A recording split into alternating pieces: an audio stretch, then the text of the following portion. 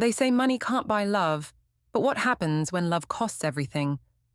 I'm Maya, and I accidentally made a billionaire lose his fortune just by being myself. Now he's camping outside my apartment, broke and desperate. This is how I went from invisible to unforgettable. Before we dive into this wild story, hit that subscribe button and ring the notification bell because you won't believe how this ends. Trust me, you'll want to see every twist coming. How it all started.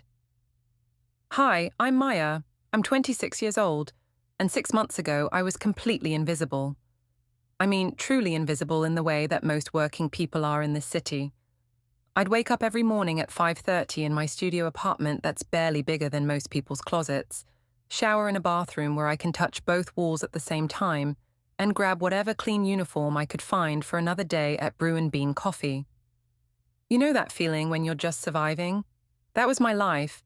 $8 an hour plus tips that barely covered my rent, let alone the student loans that kept calling me like persistent ex-boyfriends. But here's the thing about me. I've never been the type to complain or feel sorry for myself. My grandmother raised me to work hard and keep my head up no matter what. She used to say, "Maya, baby, your worth isn't measured by what's in your wallet, but what's in your heart." Every single day was the same routine. Clock in at 6, make coffee for people rushing to jobs that probably paid more in a week than I made in a month, smile even when they didn't say thank you, and clock out at 2. Then I'd go home, eat whatever I could afford, and spend my evenings sketching out business plans for the community center I dreamed of opening someday. A place where kids like I used to be could go after school, get help with homework, learn life skills, maybe even dream a little bigger than their circumstances. I had no idea that my simple, predictable little life was about to collide with someone who would turn everything upside down. Our coffee shop sits right in the heart of the financial district, sandwiched between towering glass buildings filled with people who make more money before lunch than I see in 3 months. Every morning, they'd flood in wearing their $1,000 suits and designer shoes, ordering complicated drinks while barking orders into their phones about stocks and mergers and deals worth millions. I'd been working there for almost 2 years, and you start to recognize the regulars. There's the woman who orders a triple shot espresso and never looks up from her phone. The guy who gets the same plain black coffee and tips exactly 50 cents every time. And then there was him. He walked in on a Tuesday morning in October, and I swear the energy in the room shifted.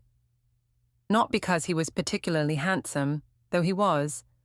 Not because of his perfectly tailored navy suit, or the way he carried himself like he owned every room he entered. It was something else. Maybe it was how everyone else seemed to recognize him immediately, whispering and stealing glances when they thought he wasn't looking. But me, I just saw another customer who looked like he needed coffee. When he approached the counter, I gave him the same smile I gave everyone else. "Good morning. What can I get started for you today?" He paused, like he was surprised I was talking to him like a normal person. "Just a large black coffee, please." His voice was deep, tired. I could hear his phone buzzing non-stop in his pocket, but he ignored it completely while I prepared his order. For 3 weeks straight, he came in every single morning at exactly 7:15. Same order, same polite nod, same way of completely ignoring his constantly ringing phone while he waited for his coffee. I started to look forward to those 2 minutes of normalcy he seemed to crave. While other customers tapped their feet impatiently or scrolled through emails, he would just stand there quietly, sometimes watching me work. It was my coworker Jessica who finally burst my bubble of ignorance. "Maya, do you seriously not know who that is?" she whispered one afternoon while we were restocking cups. I shrugged. "Nice guy, tips well, drinks black coffee. What else is there to know?" Jessica's eyes went wide like I'd just said I didn't know who the president was. "That's Christopher Kane. He owns Kane Technologies. Girl, he's worth like $3 billion.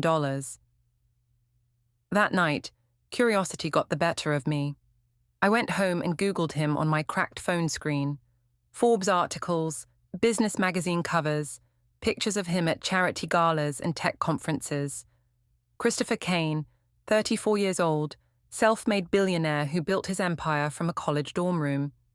His company had revolutionized cloud computing and made him one of the youngest billionaires in the country. Suddenly, all those phone calls I'd been overhearing made sense. $1 million acquisitions, international partnerships, stock prices. And there I was, the girl who made $8 an hour, treating him like he was just another customer who needed his morning caffeine fix. Here's the crazy part. Finding out who Christopher really was didn't change how I treated him. The next morning, when he walked in, I still gave him the same genuine smile and asked about his day. But I started noticing things I'd missed before. The way his shoulders carried tension, like he was holding up the world. How he never seemed to have friends with him, just business associates who talked at him instead of with him. The exhaustion in his eyes that no amount of money could fix. It started small. Instead of just handing him his coffee and moving on to the next customer, I began asking real questions. Rough morning already, when he looked particularly stressed. Or, you ever take a day off? When I noticed he'd been in every single day for a month straight. At first, he seemed surprised that I cared enough to ask. Then something shifted. He started timing his visits for when the morning rush died down, hanging around my counter while I cleaned and restocked. Our conversations grew longer, deeper. I told him about my dreams for the community center, how I wanted to create a safe space for kids who didn't have much. He listened like no one had ever shared anything so important with him before. When's the last time you did something just because it made you happy? I asked him one day. Christopher stared at me for a long moment, then quietly admitted, I honestly can't remember. That's when I realized that all his billions couldn't buy him the one thing he was desperately missing: genuine human connection. Looking back now, I can pinpoint the exact moment when everything started to unravel. It was a Thursday morning in November when Christopher showed up to the coffee shop at 10 a.m. instead of his usual 7:15.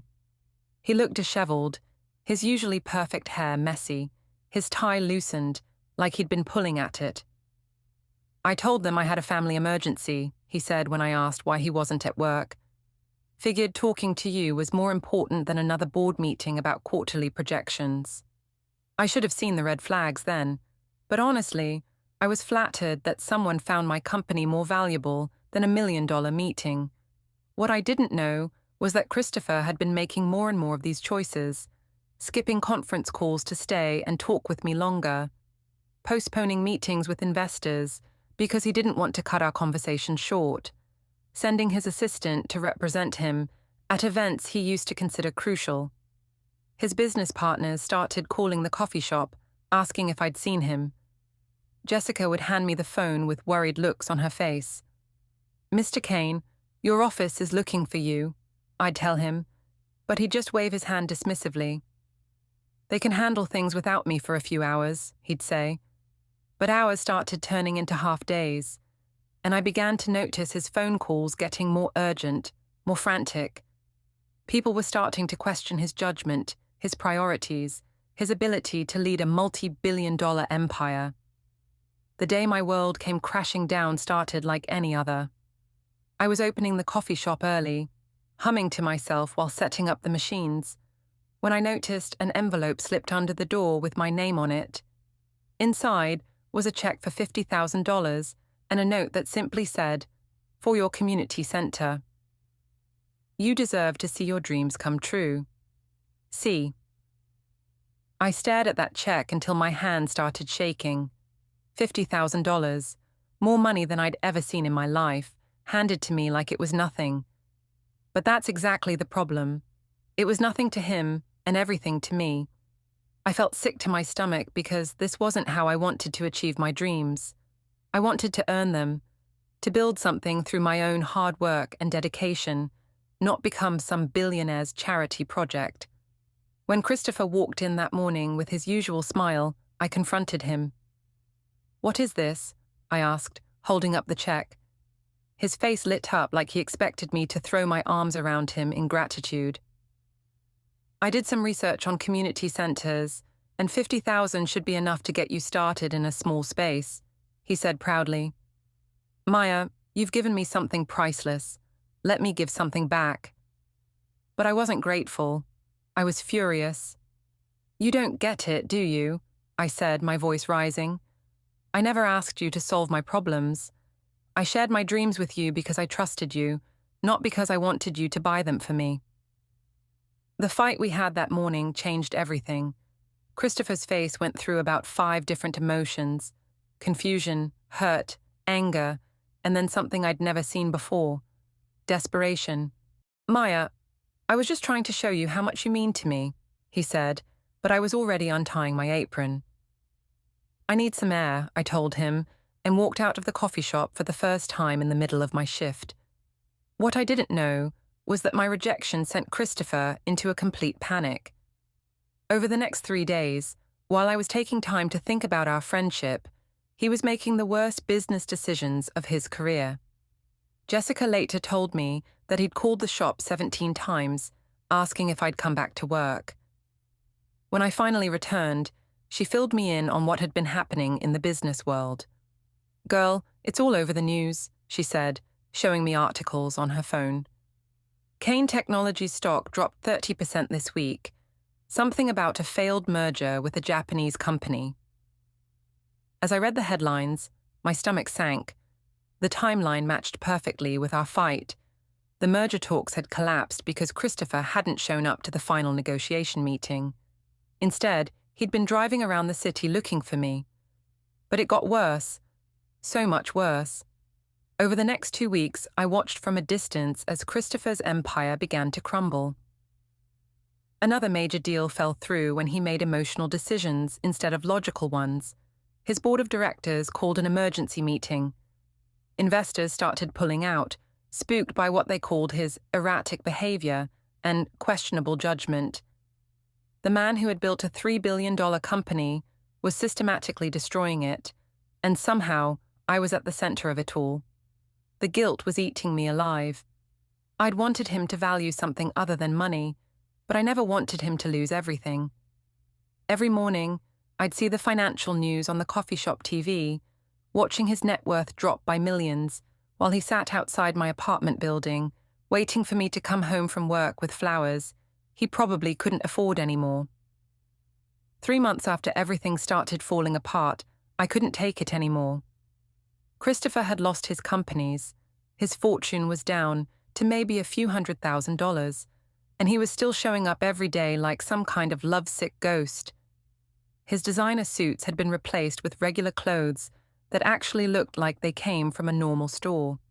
His perfect hair was messy, his face had stubble, and for the first time since I'd known him, he looked human.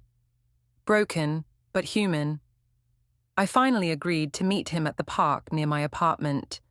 He looked so hopeful when I sat down on the bench next to him, like this was his chance to fix everything. Maya, I know I messed up, he started, but losing everything made me realize what really matters. You, United States. I'll do whatever it takes to prove that to you. That's when I realized he still didn't understand. Christopher, you didn't need to prove anything to me, I said softly. I liked you before I knew you had billions. I liked you when you were just the tired guy who needed coffee and someone to listen. But you couldn't believe that was enough. I watched his face as the truth finally hit him. You destroyed yourself trying to prove something that was already real, I continued. I never wanted your money. I never wanted grand gestures. I just wanted you to see that you were worth caring about without all the fancy stuff. For the first time in months, Christopher was completely quiet. No phone buzzing, no urgent meetings, no million-dollar decisions to make. Just silence as he processed what I was saying. I was so afraid of not being enough, he whispered. I thought if I gave you everything I had, you'd have to love me back. But that's not how love works, I told him. Real love isn't something you can buy or force or earn through sacrifice. It's something you build together, with respect and trust and understanding. You can't love someone and simultaneously not believe they could love you for who you are. I stood up from the bench, knowing this was probably the last real conversation we'd ever have. I hope you figure out how to love yourself someday, Christopher, because until you do, you'll never understand why what we had was already perfect exactly as it was. As I walked away, I heard him call my name one last time, but I didn't turn around. Some stories don't get happy endings, and that's okay. Sometimes the lesson is worth more than the love. So that's my story of how I accidentally broke a billionaire's heart and his bank account. What do you think? Did I make the right choice? Drop your thoughts in the comments below, and don't forget to like this video if it kept you hooked. Subscribe for more real-life stories that'll make you question everything you thought you knew about love and money. See you in the next one.